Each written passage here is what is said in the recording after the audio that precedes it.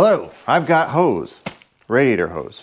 So the other day I noticed I was leaking coolant, and then instead of going underneath and figuring out why and where I was leaking coolant, I took this as an opportunity to buy expensive name brand parts. These are Skunk2, and the reason to make a video about it is because we're going to talk about fitment. This is a 88 to 91 CRX, specifically it's a 90 SI, and Skunk2 does not make radiator hoses specific to this car, but they make them for two different B series options. Now, I would have thought all B series would use the same hoses because the head and block connections are basically in the same place. So let's talk about that. This car has a B18 B1 block LS and a B18 C5 head Type R. Skunk2 offers two radiator hose options. A 94 to 01 Integra GSR, so that's a B18 C1 top and bottom, or a 99 to 2000 Civic SI, it's a B16 A2. None of those are what I have, and they don't have anything for a Type R or an LS for some reason. Now, they also don't have anything that's labeled for this chassis. So we also have a Skunk2 Alpha half-size radiator. It's for the CRX. There are two radiators Skunk2 makes for the CRX. They have the half-size, which is what you want if you have a turbo, and then the full-size, which is popular for naturally aspirated builds. But my half-size radiator is not exactly in its original location. It's shifted in a few inches in order to make room for that wastegate. And I had to cut this out to make that happen. And it's sitting on top of custom mounts that I welded to an innovative traction bar. I have a whole other video about that and how I made this fit in here. I took that off already, it wasn't loose. So we're going to see with all of those parameters how these hoses fit. Obviously, they're malleable. So, you know, we should be able to make it look good, right? This is how the hoses come, like just this. No paper, no stickers, no hardware, at least from Amazon. Maybe if you order from Skunk2, it comes with more, I don't know. But first, we're gonna lift this up and drain the fluid. Oh, is this actually a big enough container to catch the fluid? I don't know, but it's the only thing I have that's clean. So we're gonna try it. While that drains, slowly and awkwardly, we'll take off these top hoses, since that shouldn't cause too much of a mess. It's always easier to pull off hoses if you twist it first, and then just keep twisting and pulling it off.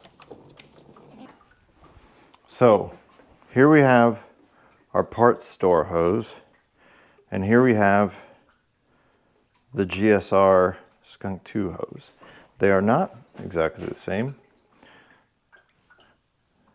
but I think this might actually fit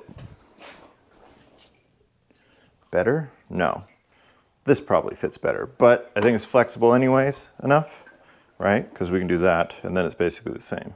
Which maybe that's how that one was, and then just over time it became like this. Let's take off the other top hose. Rather, let's take off the top side of the lower hose. Well, a lot more coolant just came out of that than I was counting on. All right, that stopped. I strongly prefer this kind of clamp to worm gears. Worm gears kind of chewy themselves up and suck. And this deals better with something gets hot and cold, like radiator hoses. But I don't have enough of these. I should order some though. So the Skunk2 kit does not come with any hardware, so you have to reuse what you have or get new ones.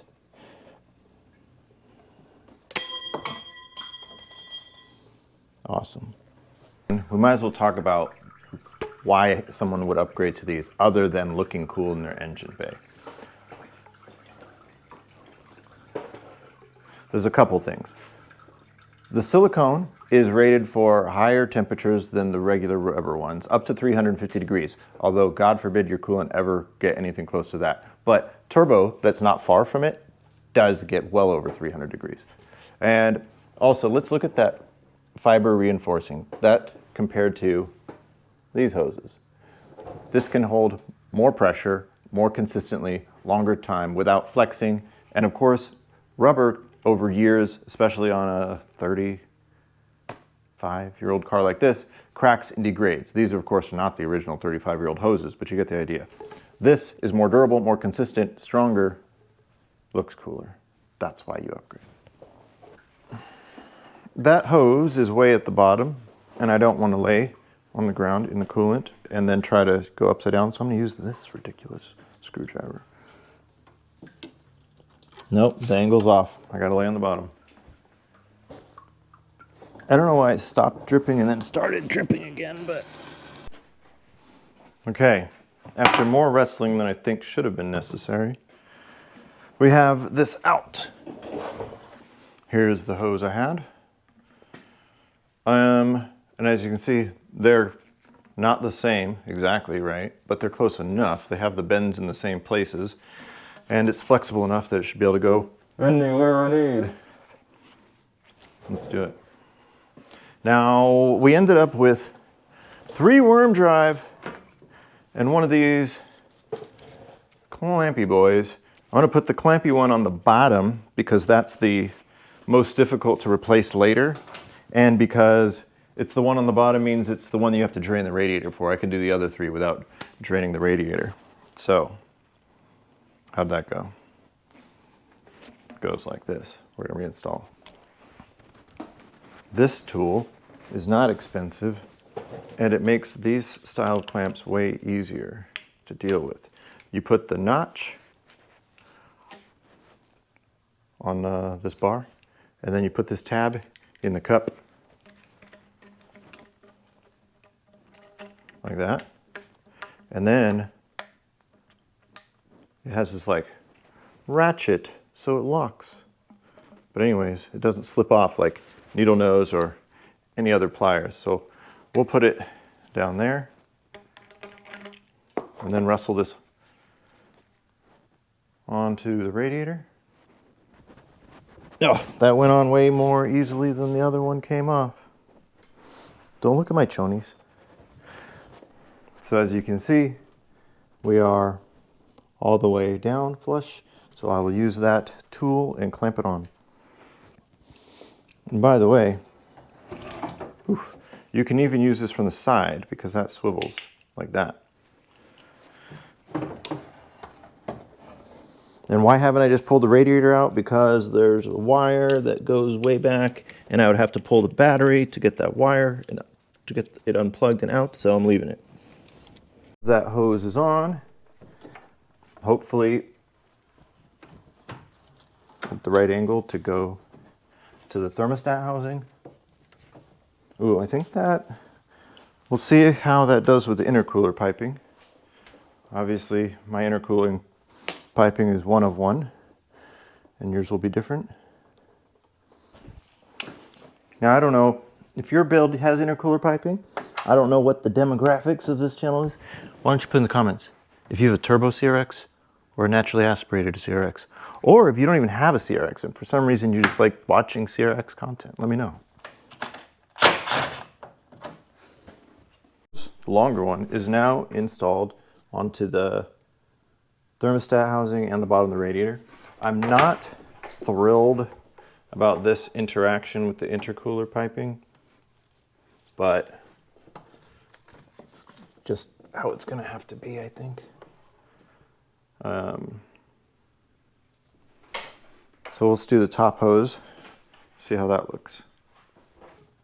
Now, I did end up having to pull the battery, which I didn't like, and because when I put the radiator hose on, I had forgotten about the radiator fan wire. So that's a lesson. Definitely before you commit, make sure that the things that you had routed, whether it was your clutch cable, your O2 sensor, whatever, still works, or else you're going to have to take apart some other stuff unnecessarily, and you'll be annoyed with yourself like I was.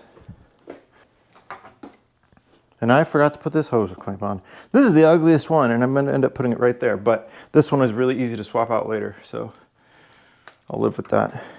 Live with that suffering for now.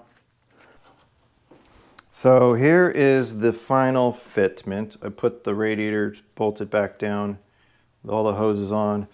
We're on the, both hoses on both ends are connected. If you didn't have this intercooler piping here, this would be a much nicer fit if like this went over there. I kind of massaged it underneath like this, and we'll see how it, I'm not in love with this kink either though. We'll see how it forms after it gets hot and cold, hot and cold. But that's, it does fit. If you didn't have the intercooler piping, you wouldn't even have any complaints whatsoever. So that's it. There's a Skunk2. This is the 94 to 01 GSR kit. So we've answered the question, does it fit? I still don't know what the difference exactly between the B16 and the B18 kits are. I went with this one because I have a B18, even though it's not that B18, but there we have it, it's installed. Thanks for watching. You know, YouTube analytics tells me that more than 90% of my views come from people who are not subscribed to the channel.